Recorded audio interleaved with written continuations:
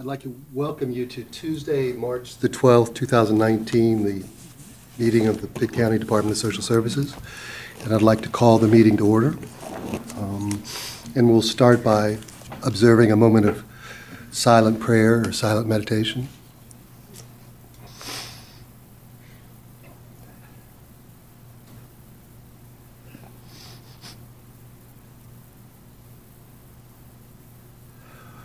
Okay, thank you. Public comment? Nobody signed up for public comment? Okay, so everybody's received a copy of the agenda, so if we could review that, and if I could have a motion to approve. There's no revisions, are there, Jan, or no additions? Motion to approve. Second. Okay, thank you. And let's do the same for last month's minutes. You have a copy of the minutes in front of you. Any additions, changes? If not, I would ask for a motion to approve. So moved. Second. Thank you. Okay, I want to let you know too, Melanie Bryan is running, our chair is running a few minutes late, so she'll be arriving here momentarily, and she's going to take over the chair at that point. So I'm going to turn it over. This is our annual budget meeting, and I'm going to turn the meeting over to Ms. Elliott so she can lead us through this discussion. Okay. All right. So this year you have before you a budget that is truly focused on making sure that we are meeting the needs of our community. It's about reduced liability for the county as it relates to the memorandum of understanding, the various error reports that we are now responsible for processing and assuring that we are, meeting those needs, and particularly the Medicaid paybacks, and certainly any liability if we fail to protect. This budget is about safety of both the adults and the children who are very much at risk in our community. The budget this year, and I believe Ms. Hart can bring up the slideshow. The budget for this year is $332 million.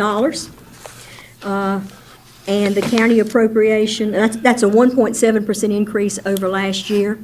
The county appropriation for that is $33,189,025.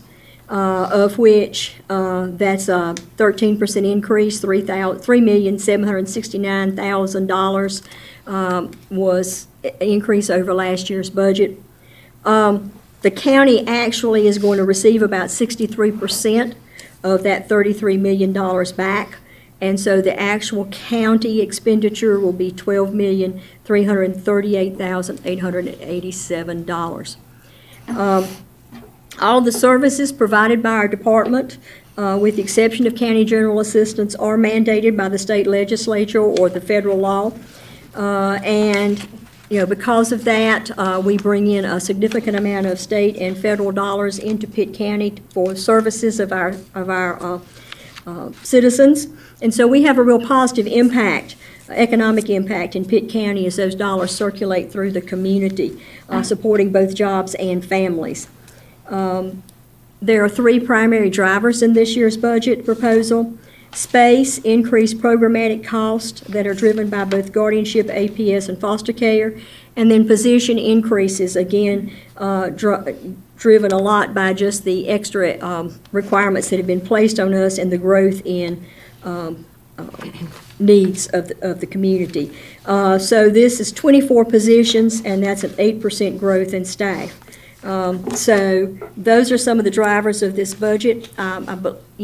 As we had the conversation at the retreat, I think many of you had the understanding that we probably were going to be asking for a significant number of positions this year just based on that need. As you saw in the slide that keeps coming and going, The three things are the office space. We really desperately need office space. We also have increased needs, as I said, for guardianship, adult protective services, foster care, and the positions.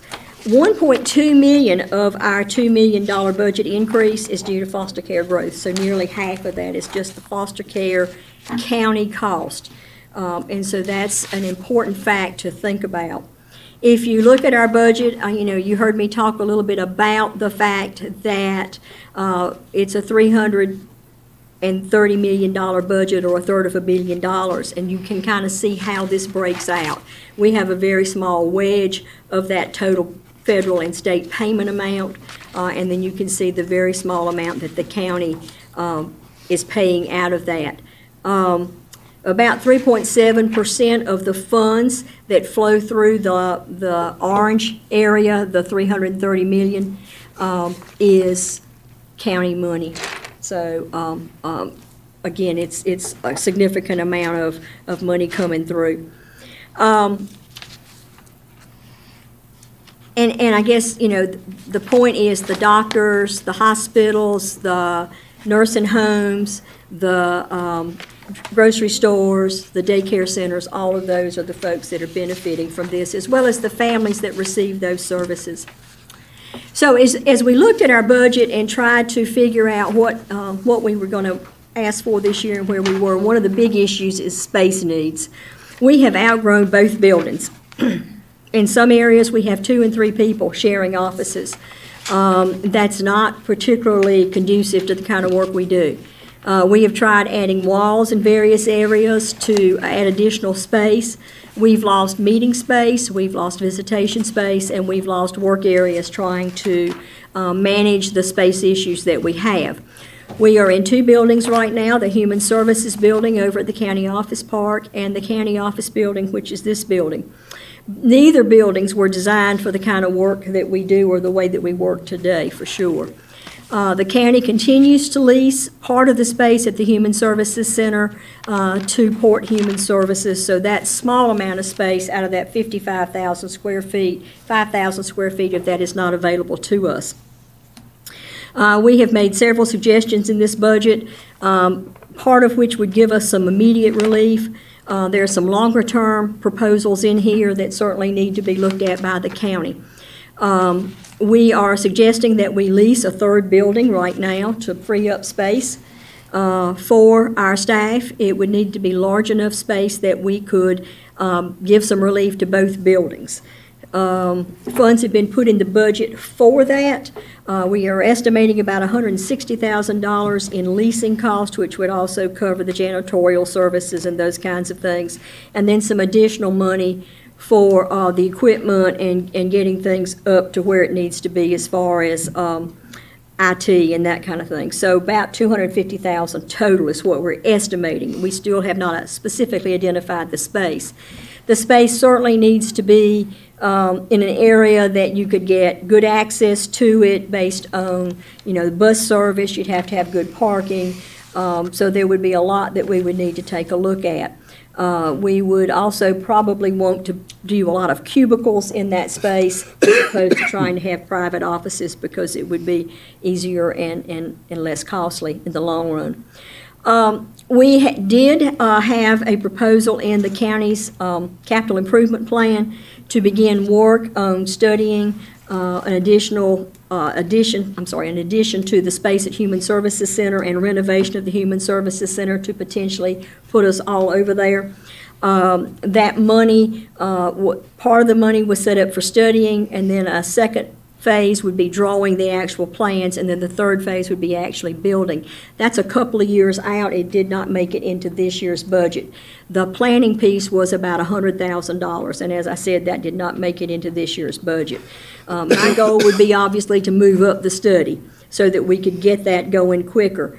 The idea of leasing space also would allow us to, as the building is being renovated, to move people back and forth from the Human Services Center so that they could continue to work while their area of the building is being renovated.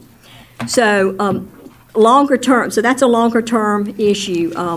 Other longer term issues might be to take over the port space, which would give us 5,000 square feet. Looking at staff telecommuting, we have done that before on a small scale. I think we were ahead of the game as far as being ready for it here in Pitt County. We certainly could begin to explore that again. The biggest issue is you're going to have staff who are well-trained, experienced, and can work from home. And there are only certain kinds of activities that could be done from home. So it would take us some time to work through that again. So again, that might be a year or so out, but that's something we could certainly plan for. The other item is one of those things that I throw in because I really think it has some great potential. There are some group homes on the Human Services Center campus, and if one of those is no longer being used, I would certainly encourage using that as a family visitation center. When we have foster care visits or when families come in to do some meetings around their children, it would be much more conducive than coming into this building trying to do it. We could have it wired for cameras, and we could observe what's going on, record, do those kinds of things. And I believe you could do that probably pretty much with grant money. So that's one of the things that I keep putting on the table when I talk with the county is those group homes become unoccupied. So that's sort of where we're talking about as far as space. Again, the short-term piece for this year's budget is leasing a building to move part of our staff into, to give us more space in the two buildings so that we can have interns, so that we can do a variety of other things that we need to do, which right now we are very hard-pressed to do. So I can take questions as we go, or we can go through the whole budget and ask at that point. Anybody got any questions about this particular issue? So, Jan, you would, as space was identified, you would utilize it for individuals on both campuses, and then. Yeah, that would be correct. What we would hope to do is take one section of the agency, one division, and move it to whatever the location is. And this depends on the size location we could get. But that way, they work together normally anyway if we can do it a single division. And we've got some that are split between the two buildings now. So that would open up space in additional both space buildings. in each of those other buildings. It would open up more space probably in the Human Services Center than over here, but it would open up space in both places. And you could do a little bit of shifting to offset, to equalize it. So, assuming space that Port has, so is that an additional option, or is it in lieu of obtaining space in a third building? That would be an additional option, I believe, at one point. If we could have that space, it would relieve pressure temporarily, but not for very long, in the Human Services Center. It wouldn't do anything for over here. Okay. But because that is a detox center, the ability to leave that space and find additional space is a pretty long-term process. Mm-hmm.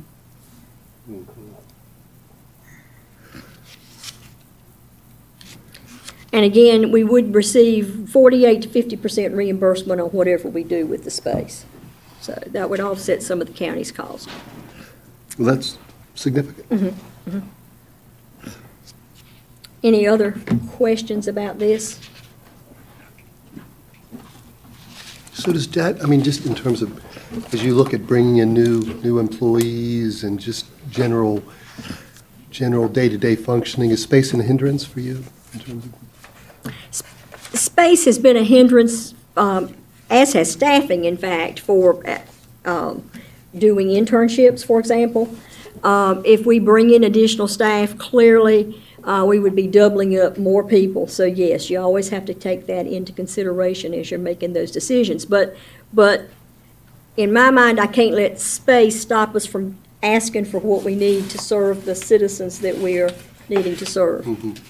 But it's in the back of your mind, just in terms of how trying you're to going to figure. accommodate. Right. I have jokingly talked about lofts in the building at times, but obviously that is not an option. It's just something that, you know, as I feel silly, I will throw out.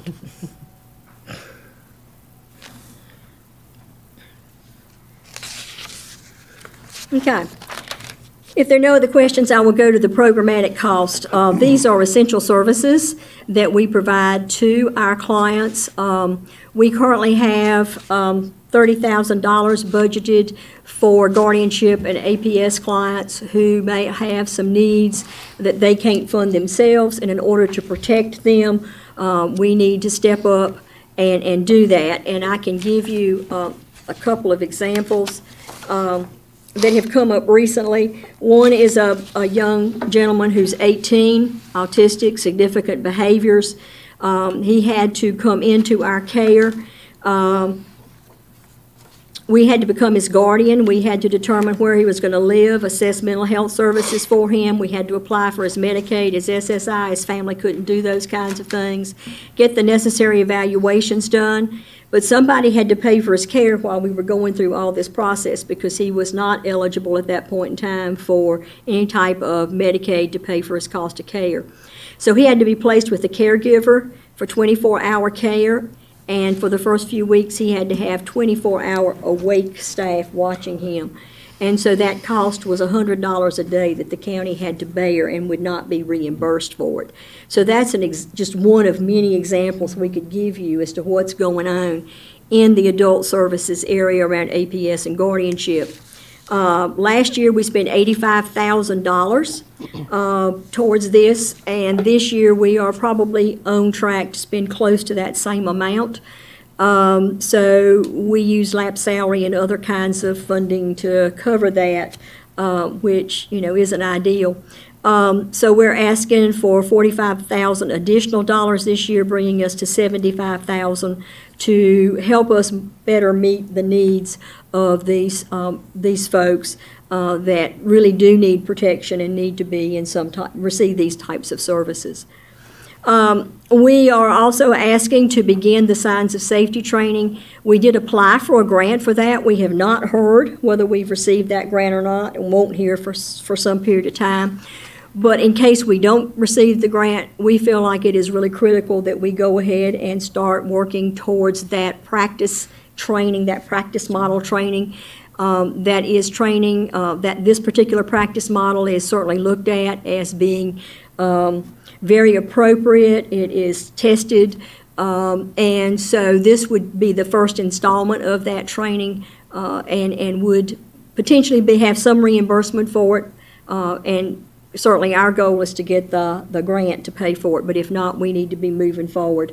We have got to protect our children. We have got to work with our staff around critical thinking and other kinds of things, and this is a wonderful model that some of the other counties have invested in already and are seeing good results from. The state keeps talking about developing and investing in a practice model for the counties. This has been a conversation since before I came to Pitt County. It still has not been done. It is a recommendation that is in some of the work that has been done by the work group and by the Center for Support of Families, that there be some type of practice model identified, but that is probably some period off. It is not in any of the budgets that we've seen so far for this year. So signs of safety is very similar to what is being talked about by the state, so it would fit nicely if we initiate our process and then they eventually come in. We would not have lost anything, but it is critical that we do more with our workers and around safety issues. One of the things that one of the counties has talked about, and it's a county that's not that much smaller than us, their foster care caseload has not grown significantly in many years, and that is, they say that in part that is because of this particular model, that's practice model, because it helps you put the right things in place, helps you engage the families, the support systems, so that they don't necessarily have to bring children into care. So it would be hopeful that we could in fact save some money from some of the kids that we've got in care now. The other big item is the increase of our foster care payments. We are seeing our foster care payments based on what we've spent this year go up an additional $3 million. So, and $1.2 million of that would be county money. So that is a large piece of this increased budget. And we're going to have to make these payments. So that piece is not particularly negotiable when it comes to making decisions by the commissioners. We'll have to pay it if the children are in care. Any questions that anybody might want to ask there?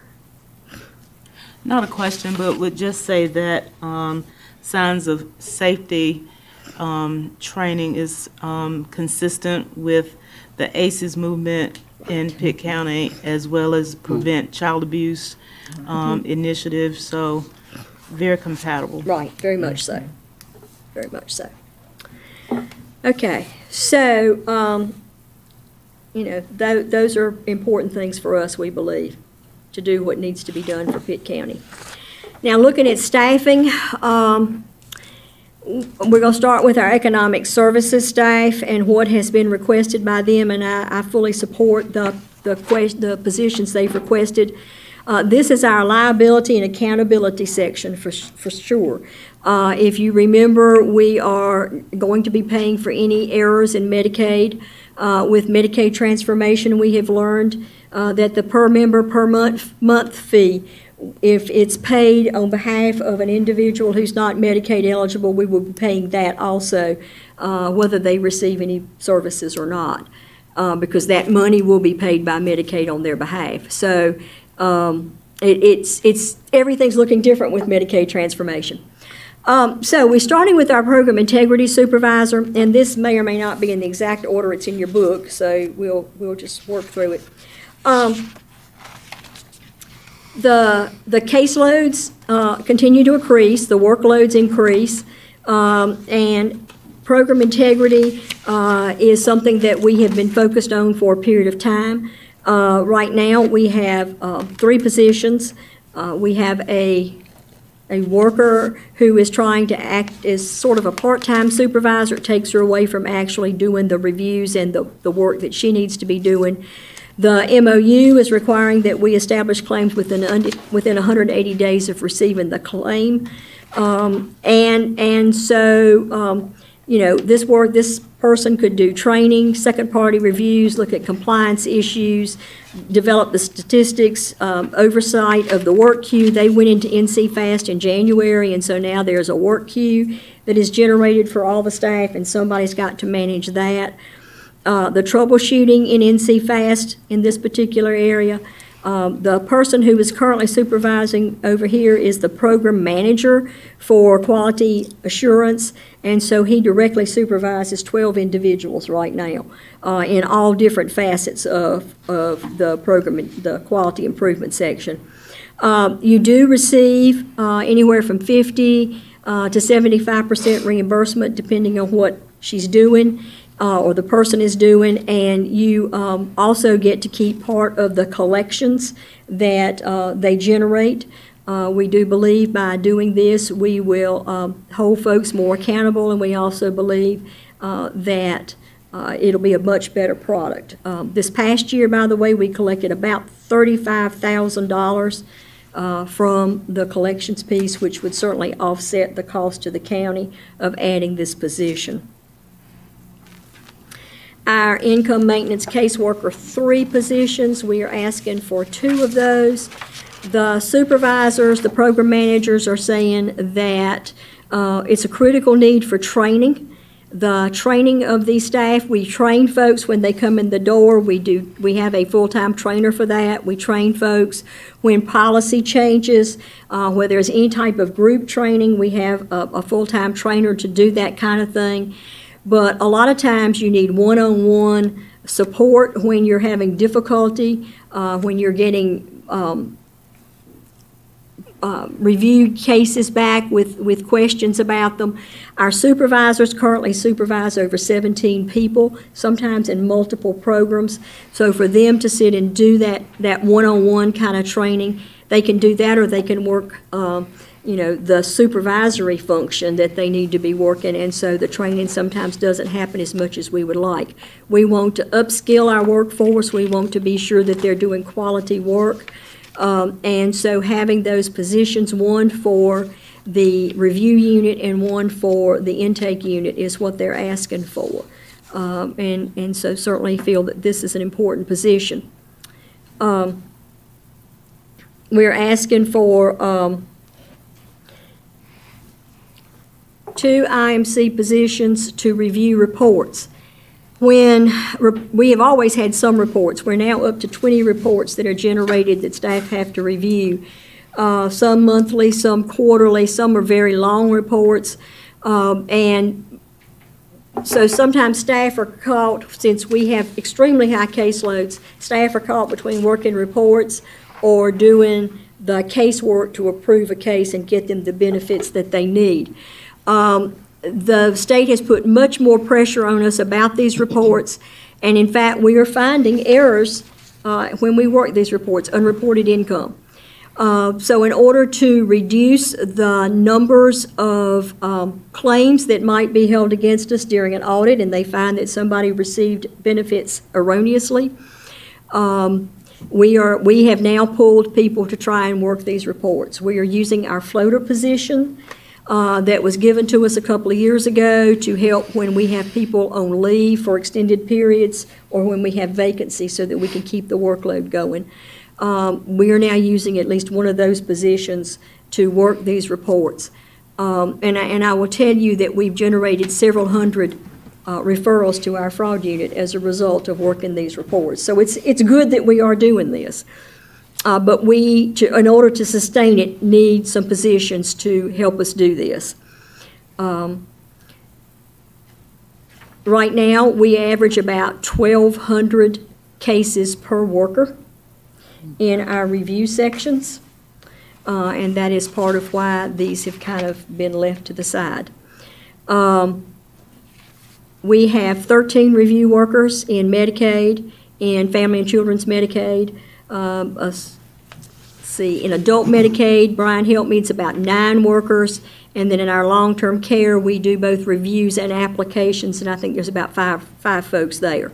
So our review section is very, very busy, and so in addition to that, they also have food stamps. So right now, the Medicaid program, we have been working a lot of overtime in our Medicaid review section just because of the volume. We also, and I can tell you that our overtime is significant. Our caseload has increased by about 8% in the last few years. We've had no new positions specifically. The cost of the errors obviously can be significant. Our turnover, due in part just to the pressure and the stress, is about 20% last year in that area. And in Medicaid, the cost of the county is 25%. The rest of it is federal dollars. And just to give you an example of how our staffing looks, one of our staff went to a meeting somewhere and talked with her counterpart in Johnston County, and our staff person says that her Family and Children's Medicaid unit has 13 staff. Johnston County, which is reasonably comparable to us, has 23 staff. So we are significantly staffed at a different level. So she's asking for 4 positions to do Medicaid reviews. 2 of those would be in Family and Children's, and 2 of those would be in the adult area. It is increasingly difficult to process what needs to be processed with the staffing that we have. And right now, the rule is that if you do not get it processed by the end of the month, instead of it terminating, it carries forward to the next month, whether they're eligible or not. And so if that gets pulled, because we don't know if they're eligible or not, so if that gets pulled, then that's another opportunity for us to have a payback. So we need to do something there. The other position that we're asking for in economic services is someone to help us. It's an IMC 1 position, income maintenance caseworker 1 position, because we are anticipating significant increase in the phone calls due to Medicaid transformation. And this person this front area where this person would be working, manages our phones into that area. And so hopefully we can answer most of the questions at the front as opposed to going back and interrupting a worker if we've got significant or sufficient staff to do that. We're also going to see some additional workload from Medicaid transformation because all the returned mail to the enrollment broker and all the returned mail to the prepaid health plans are going to come to the counties to try and figure out what the correct address is, and then you've got to get that quick turnaround back in order to get their information out to them. So, folks move around and they don't always tell us when their address changed. So that would be another thing that we'll need to be looking at doing. So those are the 10 positions we're asking for in economic support services. Again, 6 of those positions could be almost completely paid for by the federal government at 75%. The others, it would be at least 50-50, and the program integrity supervisor with the additional collections, we could pay for the non-federal share of that position. Anybody got any questions about economic services? You had answered my question, Jan, in terms of the comparison between here and Johnston County. But are there best practice standards in terms of caseloads when it comes to these groups? Counties have organized so differently now, it's really hard to know. We don't even have caseload standards anymore. Okay. But, folks do talk. And so, I've looked, their caseloads as small as 400 in some counties for Medicaid cases. But are they the same Medicaid cases I'm talking about? I don't know, because they could be doing just a specific piece of the Medicaid program. But the financial liability is the same. The financial liability potentially is the same, yes.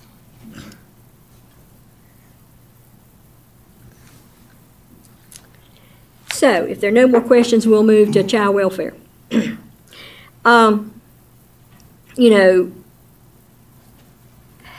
Child welfare has been seeing increased demand and growing caseloads. You've heard that. In 2018, we had a total of 1,596 reports, or a 40% increase over the last 5 years. And we've had a 23.5% increase in staff during that same period of time. Our job certainly is to assess and assure the safety of children. If NC FAST rolls out, the counties that have been in it thus far, and there's like 10 or 11 counties that have been in it now for 8 to 10 months. And the 5 originals have been in it now about 18 months. They're saying after the learning curve, you can expect a 25% reduction, at least a 25% reduction in productivity from your staff. Now, we saw that to some degree in economic services. I would think Brian could speak to the fact that because of the extra work that this created and the way it's organized, it created even extra work there and reduced productivity. But because it is not designed to be used out in the field very much at this point, the folks are going to work in the field and then come back in and have to work the system. So anyway, that's some discussion there, and folks have said we need to work around that. It's also created some turnover in a lot of counties, just like it did with economic services.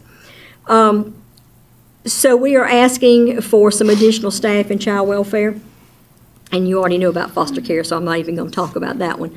We're suggesting that we split out or add a program manager position in foster care to work totally with the 4 foster care supervisors, to give them more support, to get our training where it needs to be, to get our practice where it needs to be. And we don't believe that the current program administrator by herself can manage the 10 supervisors plus the additional staff that she supervises and deal with the investigations, the in-home services, and then the foster care. And so we are proposing to add that position so that they can focus on the policy, the training, the practice, the planning, the accountability. And we're talking about making sure, again, that we work with our foster care cases. Permanence is the goal.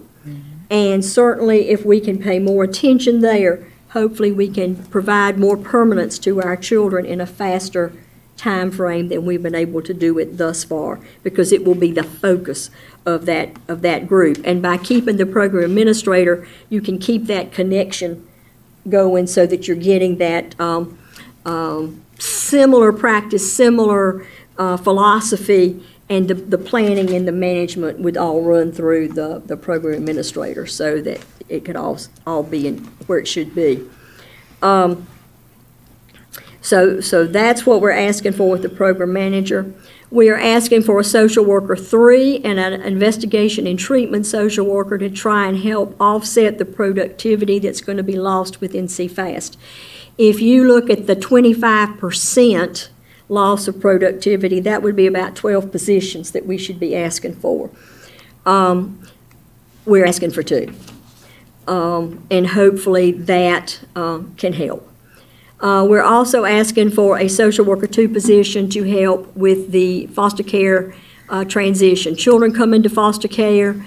Foster care has a lot of things that have to be done when a child comes into care immediately. And we've now got to make sure that their Medicaid gets applied for within 3 days. I mean, we're checked against all those kinds of things. So we want to make sure that we're doing all the paperwork, that transition goes well, that child, that the money gets applied for as it should be, that the Medicaid gets done as it should be. Because if you're so busy dealing with the child, you don't necessarily have the time or the resources to think through about all that paperwork and getting that child into the foster care program so that we're getting the dollars generated and we're getting that Medicaid covered. The next position that we're asking for is a staff development coordinator to help us to focus on training for NC-FAST, troubleshooting for NC-FAST, working with our new staff and helping them when they come on board. Anytime positions turn over, somebody's got to get you trained in NC-FAST if that's the way we're going to be doing business. I mean, they can also help with our Compass program that we will still be using. They can make sure that staff are using the system properly, troubleshooting when there are issues. They're going to be help desk tickets. They could be the person to help do that. They can be the over-the-shoulder support person as we initiate NC-FAST. Right now, we can't spare a person to do that kind of thing. And then the final thing we're asking for in child welfare is a foreign language interpreter. We had 103 cases this year that were Spanish-speaking parents. We are using the 2 foreign language interpreters we have over at Economic Services to try and do this work. That means that they're out of the office and not able to do what needs to be done at the Human Services Center. These 2 folks are now having to be on call because some of this happens at night. We are beginning to see some roadblocks. We're beginning to see some delays in response as it relates to not having an interpreter timely. The other thing I would say is we've actually needed an additional foreign language interpreter for a while since we only have 2 in the whole for all of DSS, particularly when we have things like DSNAP going on, when we have shelters going on. You know, we have responsibility there too.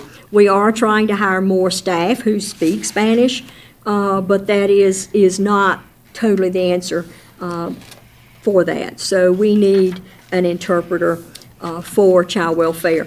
They would also back up the folks. I mean, if somebody goes on vacation that's an interpreter, that leaves 1 person, and we've had situations where that last person then got sick, and so we had no interpreters. So that's always potentially going to happen, but we certainly want to add that interpreter to help us with that.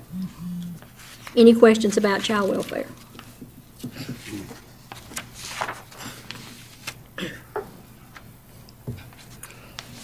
Okay, adult services, and Cynthia's back there to answer any questions that you may have.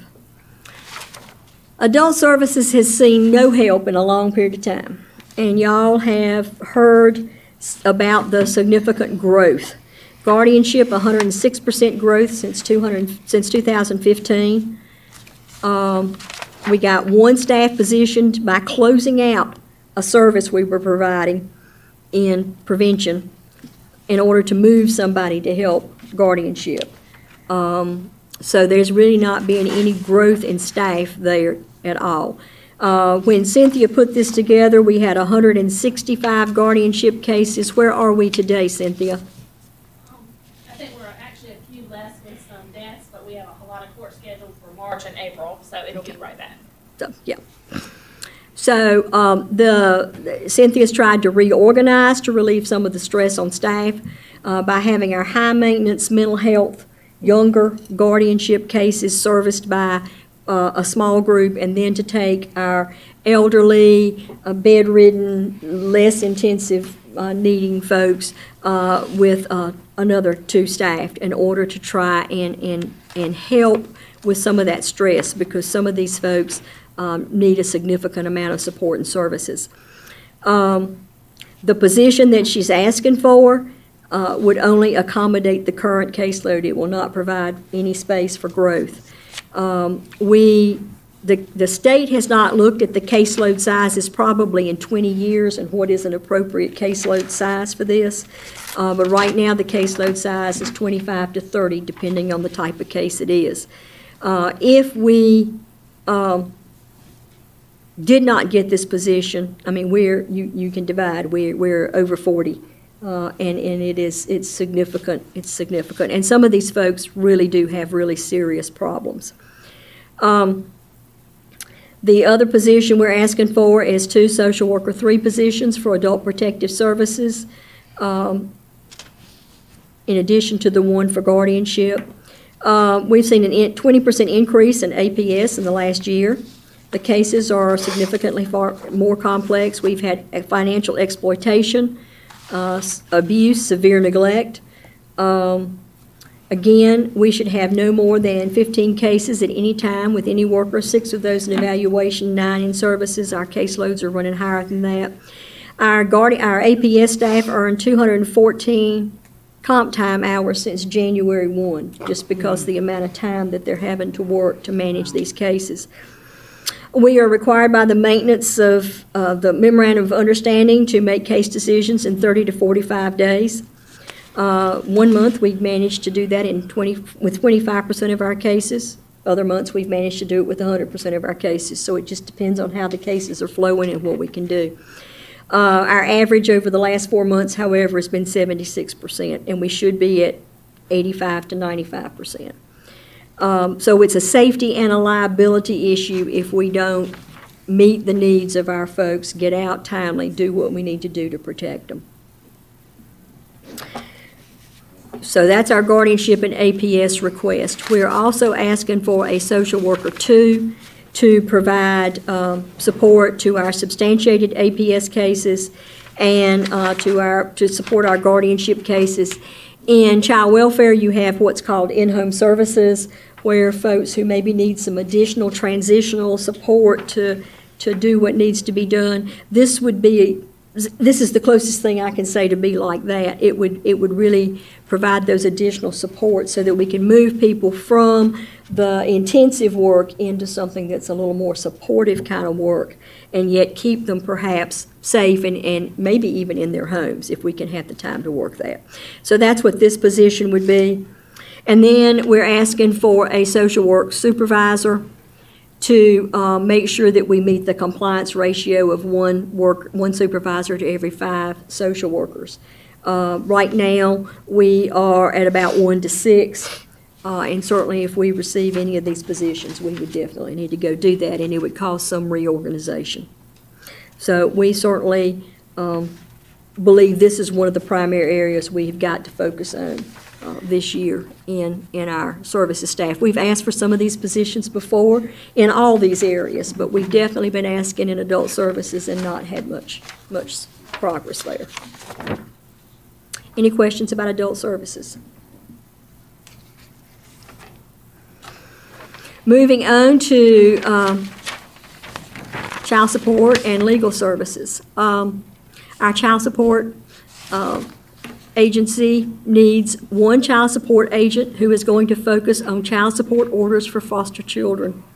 Michelle says that we have about 20 children per agent And that unfortunately, when you have 20 children per agent and then all the other hundreds and hundreds of cases they have, these 20 children sometimes fall to the bottom of the heap on what needs to be done. It is costing us dollars in caseload support, because if we could receive money from a child support order, then that money could go to the cost of care for these children. But right now, that is not happening on a regular basis. It can also help us with medical support orders and a variety of things. So her theory is, and I support that theory, is that if we could focus all of our foster children into this one agent, we could see significant increase in orders and recoupment for our children in foster care. And they would work closely with that worker we asked for on the foster care side, who would be working with trying to get the folks into the system and get them established and make sure that they have the information that they need. And I can tell you that child support agents generally run around 66% federal money. So again, not a huge cost there. We are asking for an attorney one to specialize in child welfare, and that would include appeals. Right now, we are contracting out appeals. Last year, we spent, I want to say, off the top of my head, $25,000 or close to that for appeals work. We have more appeals pending right now than we had last year. There is a rule now that all termination of parental rights go straight to state Supreme Court for review. It's an automatic appeal. We are anticipating a lot more work than we have had in the past. We also have appeals pending in child support and in APS. Our APS guardianship business is booming, so we need some focus there that we right now don't have. Julia's our focus there, but she's trying to spread herself to child support, guardianship and APS, and to child welfare from time to time, so she can't be all things to all people.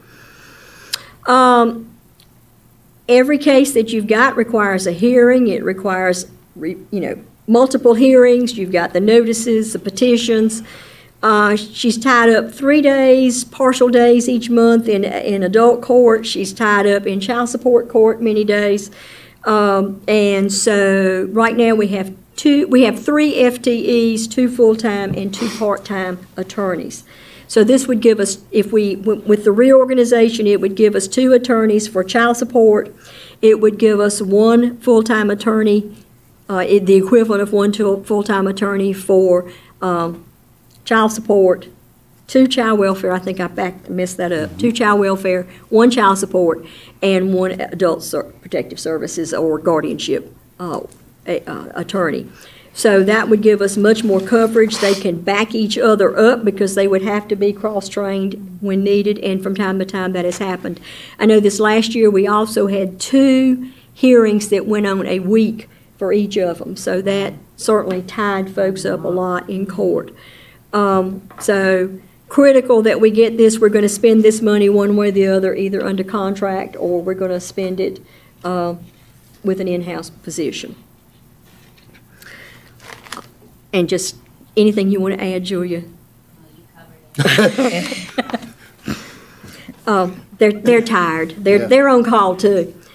Okay, so our paralegal, child support paralegal, these folks, what is it Julia says? They're machines. They just crank out work nonstop. And one of the things that has been commented is we have already in the first 5 months of this year obtained orders on 3,547 cases. So these folks have to issue the orders for arrest, the purge orders, the notices, the defaults. All the orders have to be drafted. I mean, the list goes on and on and on. And we have 2.5 folks doing this. In child support, we have one person over in this building who does adult services, child welfare services, and backs up child support. So we keep them, I mean, they are moving nonstop. So this additional position would help significantly, and it would keep us moving. Again, collections, you've got to have court, you've got to keep these cases moving. If you don't have court, you don't have collections. So we believe this position would help pay for itself. Again, 66% reimbursement for this. It is 66%. Anything that is pure child support is 66% reimbursement. I don't quote for services division because it varies based on the client and how it can be anywhere from 100% to 50%.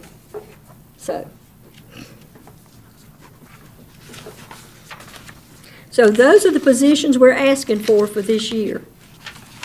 And that is basically my presentation.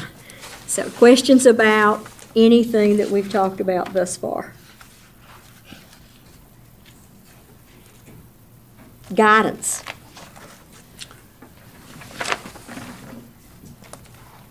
I just say, wow. Yeah, that's a lot. You know, what I hear you say as you go through this, Jen, and I just see, I see unique things that I see as not unique, but the important things are the liability and safety issues throughout this.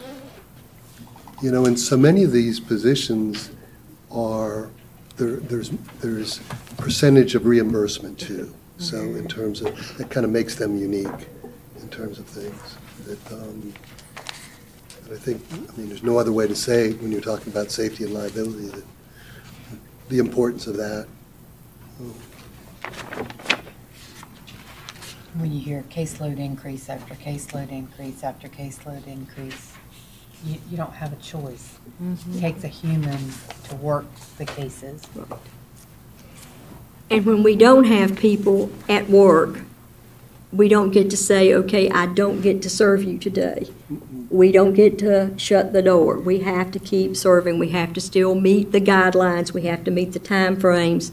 We have to do what needs to be done in order to make sure folks get that service, and there is the liability if we don't do it. The work has to get done. The other thing, we talk about space issues, certainly, having a reasonable space, when you talk about attrition, that's a factor. When people don't have adequate space to work in, and I think about that too in terms of another factor when we look at this in terms of your budget, the importance of getting some support for the space issue. Well, and for some of our folks, they're interviewing, and so the confidentiality issues can be raised if they have a client sitting in the office with them. We try to find space where they can interview, where they don't have somebody, but sometimes that can't happen. But even if you're talking on the phone with the client who might be sitting at the next table over is hearing that conversation, even if they can't see the person.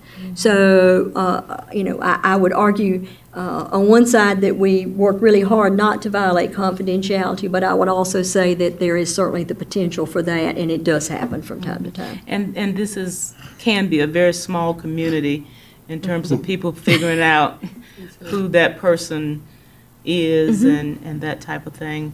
And I would think that in terms of safety, liability, you want to be able to retain your very good workers, because after a while, people will just say, I cannot do this anymore. It's impacting my health, mentally, physically, and spiritually. I can't do it. And I think you quoted in here the cost of training a new person. So in the long run, it's in our best interest to get more help for folks, especially if you have to maintain these, state and federal mandates, the required services that you have to provide. So I would say go for it. Go forward. Go forward. You need to ask. Yes. So I guess at this point we need a a motion for the board to recommend that we take Take this forward. budget forward. Is there a motion for Jan to take this forward to the county? So moved. I will second that. All those in favor, let it be known by saying aye. Aye. Now, Jan, when is your next meeting with the county? Okay, so we will meet with the county manager on April the 1st to have a discussion with him and the county finance officer about this budget, and at that point, we will initiate negotiations to decide hear what he wants to take forward from this. And then in May, we will be going to the commissioners, I suspect, to defend our version of the budget, because they will have the manager's version of the budget, and maybe version is not the right term, but they will have the manager's recommendations, and then I will get to go and defend what we need. So I'll let you know the specific date on that once it's been scheduled for me, but April 1st. Are there any particular nuances around negotiating with the county manager? You've had more experience with that than I have, actually. I think what you have to keep in mind is Jan's not and DSS is not the only person coming into the room with a need. You know, whether it's public schools, whether it's public safety with the jail or the sheriff's department. And he's trying to figure out, how do I balance all of it? And make the best use of a fixed amount of resources for the combined good. So there's that part of him that recognizes all of this, but then there's that other part of him that says, and how do I fix what she needs along with what, you know, Sheriff Dance needs in terms of deputies, plus what Superintendent Linker needs, and you know, so could a board member be with Jan at that meeting with the manager? Absolutely. I've seen other external board, you know, public health board chair may go with them, or their vice chair. You know, I think seeing the support in May when she's presenting is important. But again, DSS is just one of a lot of departments that are going to have needs. And And, so, it's unfortunately, in a growing community, you're always going to have increased demand for everything. so is there a way to frame this so it can be looked at as an integrated process in terms of need? So if you strengthen families, will kids do better in school? You know, would that have an impact on juvenile justice? Right. So is there any way to kind of create this thread around the domino effect in terms of where you place your dollars? I think that's an important comment. Right. And something we probably don't do a good job of. I think the other piece that I can speak to is the fact that if we do some of the things we have in this budget, we have greater potential for reducing our costs over the long run, with, you know, fewer children coming into care, children going home quicker, more safety, which means the kids stay in school, and the kids, I mean, so there are lots of different things that can come from that. If we have good support for our elderly disabled in their home, then we can reduce the numbers of folks needing to go into, you know, nursing facilities or whatever. So I think we can make a lot of cases, but I do think, you know, a lot of the services that we provide support families, which in the long run makes this community a better place. Absolutely. And having that conversation probably needs to be something I need to do on the front end more. Because, you know, again, the work we do helps folks be at work, helps folks keep their children in school, helps folks, you know, have the medical care, I mean, all that kind of stuff. So, yeah, I can see that as the domino effect that you're talking about.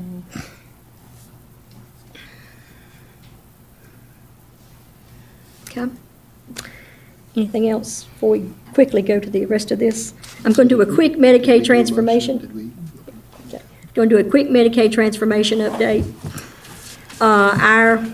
We went to a meeting the other day, Brian and I did, and several others. As you know, well, our go-live date is February 1 of 2020 is when we I was launch. trying to say the one that just passed, or the one that's coming up. The one that's just coming up. So on September 2nd, they're going to be mailing out the welcome packets with letters to all of our beneficiaries to tell them it is welcomed, it's time to select a prepaid health plan. And you need to contact us, and not us directly, contact the enrollment brokers. Going to tell you who to contact so that they can talk you through what the plan all the plans, who has all the providers, and we will have four plans here in Pitt County. So this gives them the opportunity to have that conversation. So that'll start September 2nd. And phone calls will probably start September 3rd. But anyway. Frame that into how many letters? Well, we will have a better sense. We believe it's about 75% of our 33,000 people. But they are going to run a report shortly because every county might be a little different based on who is going to be the first in the rollout as far as there's tailored plans and regular plans and folks that are going to be out forever.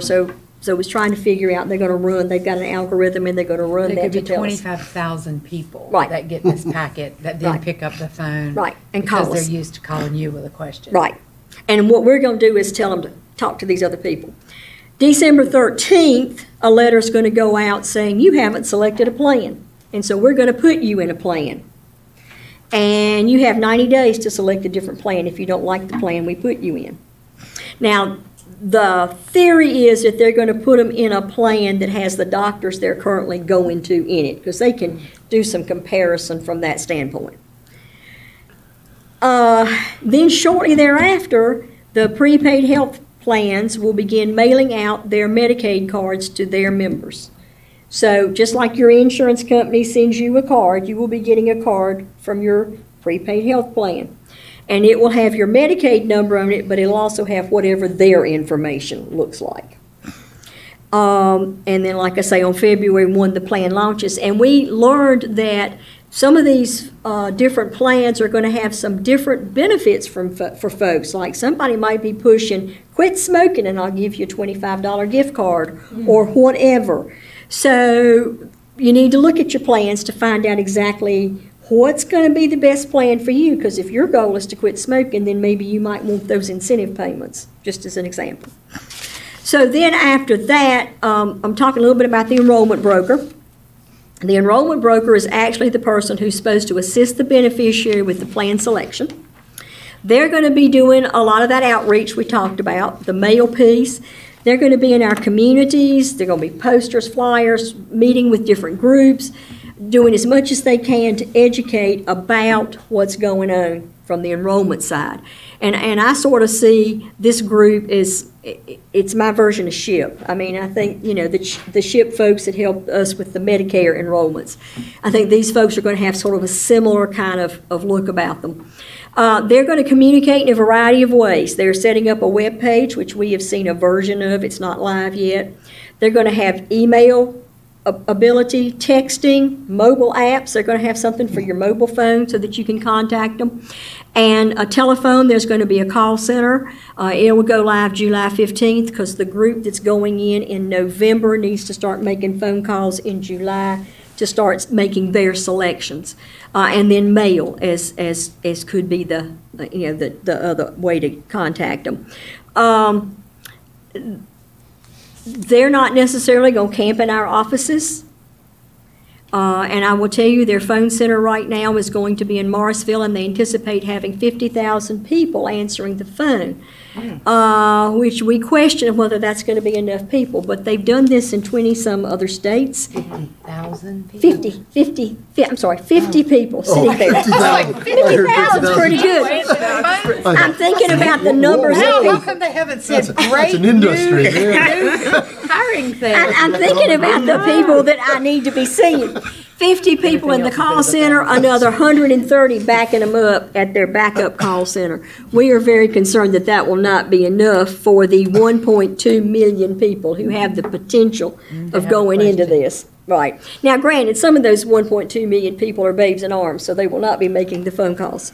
But still, there's going to be a lot of phone calling, we think. So that's kind of what the enrollment broker is going to be doing. They'll be back and forth to help them. Now, the impact, I've already kind of talked about what's going to be for DSS. Obviously, we're going to have questions from our current recipients. Now, I'm trying to learn a new language. Beneficiaries, that's the language that we're using for our folk, and members are the language that are part of the prepaid health plans once they've enrolled. So I've got to work on that language. Again, I've already mentioned the return mail issue. There's going to be some minor changes to NC Fast to add the managed care information that needs to be entered in there. So we will see some changes there, and our staff will have to probably do a little bit more keying. There are going to be some changes to E-Pass. There is some conversation that some of the simpler Medicaid cases maybe can go ahead and enter all their stuff, and if they can get the system to do all the automatic matches for them, they can qualify themselves without ever having to come into the agency. So that is being talked about. It would be for those simpler Medicaid cases, and I'm still trying to think who those are. Medicaid transportation will no longer be addressed by the social services staff for that 70 to 75% of the caseload. The prepaid health plan will manage that process entirely. We will not do the eligibility determination to say they're eligible for Medicaid transportation, nor will we do the arranging, nor will we be responsible for any of the bill piece that goes on there.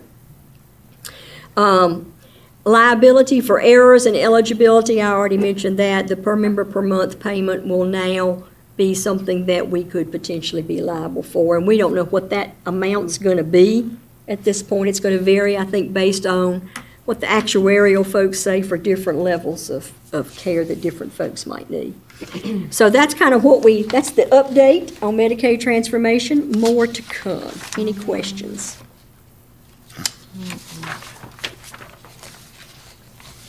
Okay.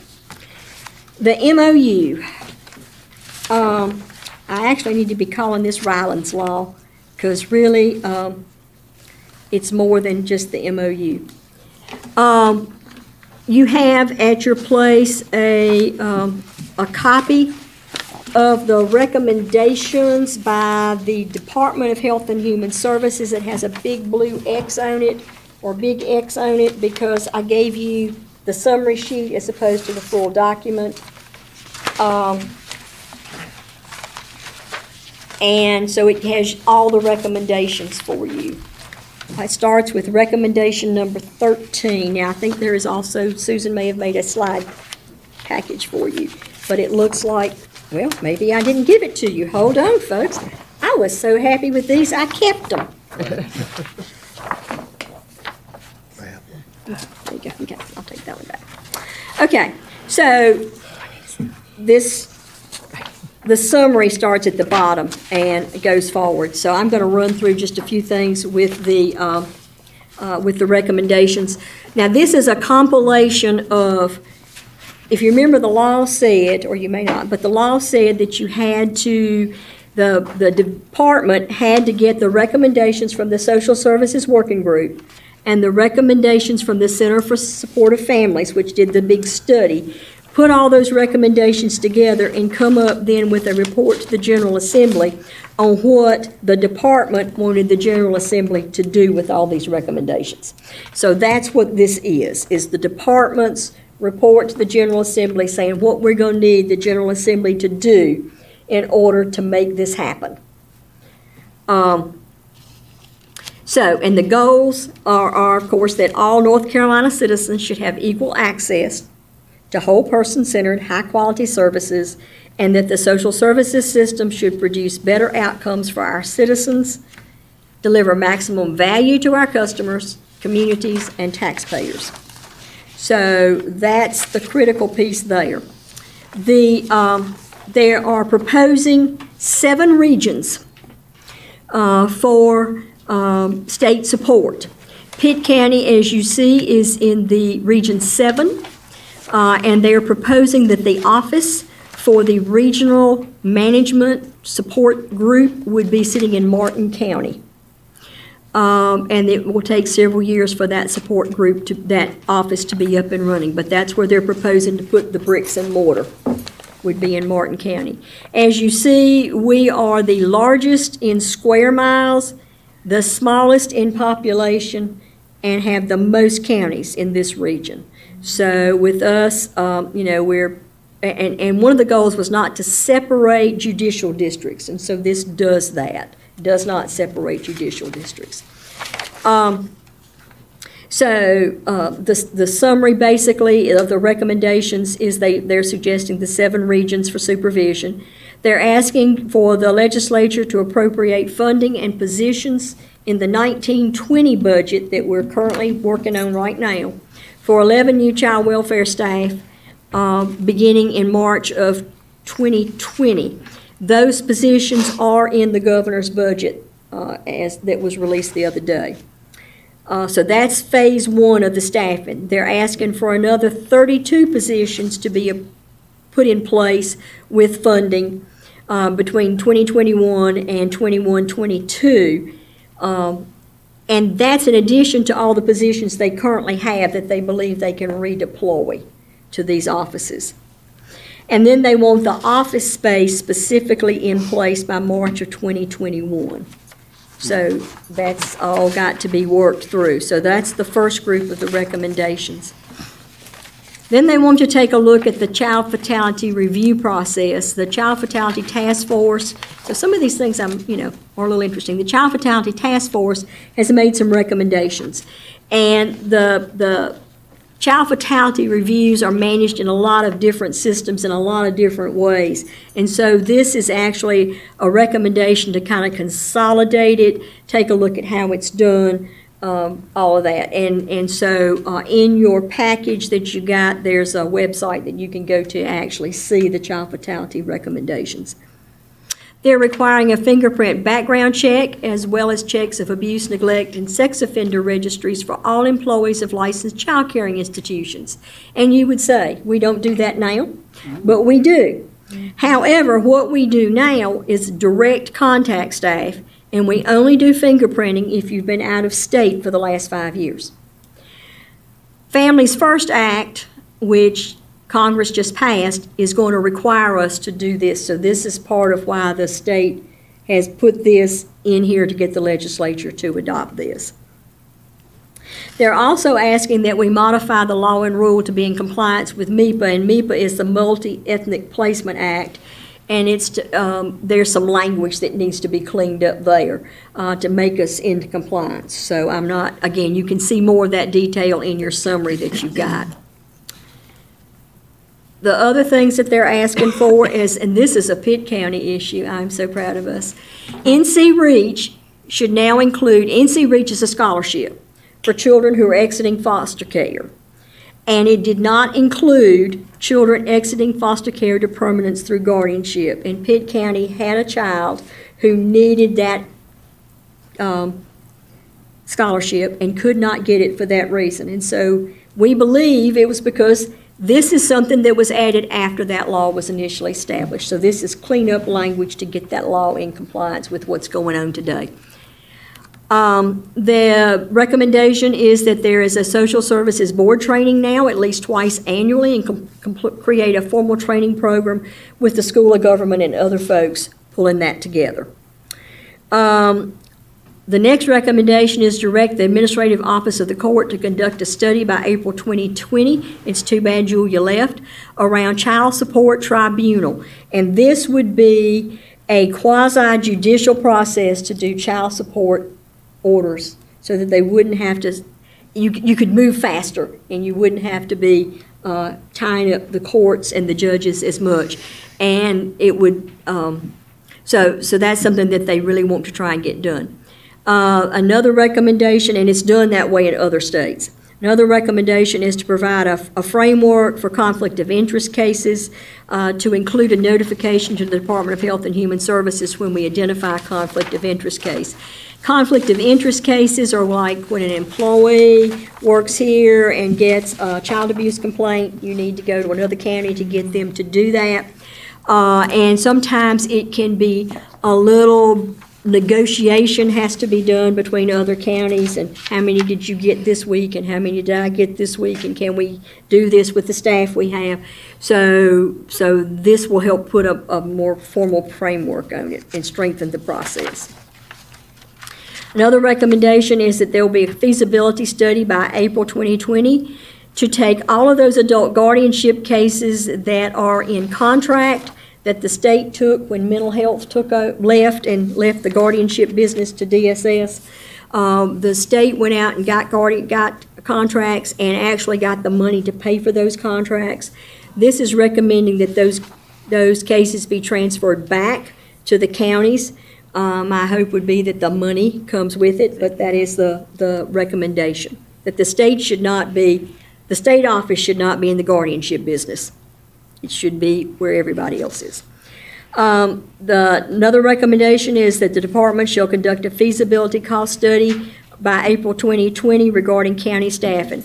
It's around turnover, workload, salary, caseload guidelines, pay scales, funding formulas, and maybe even developing a salary pool for those counties who can't afford positions just because of the tax base, to maybe help them with some of that. The final recommendation is that there be a study and recommend by January 21 a workforce development model for key positions, minimum standards, formal education, monetary or non-monetary awards, what the culture in the agency needs to look like, just a variety of things would be part of that study. So that is what is going on right now as it relates to the latest piece out of Ryland's Law. Anybody got any questions on that in my fast review? Okay. You have our Medicaid application processing report. As you see, we are still meeting standards as far as that is concerned. So I won't discuss it unless somebody's got a question. I am very excited that we're down to 12 vacant positions today, and I hope I do not jinx us. We have 2 interviewing, 4 advertising, 2 awaiting background checks, and 4 positions that we have the applications for and we're trying to screen right now. So we're going to keep our fingers crossed. Anybody got any questions on that? Okay. The low-income energy, you should have a document, I believe, placed that tells you where we are right now. What I would say is that for the low-income energy program, applications will be taken through the end of March. We have adequate funding available. We certainly need more people to apply because we would like to spend all this money. We did do some publicity trying to get the word out.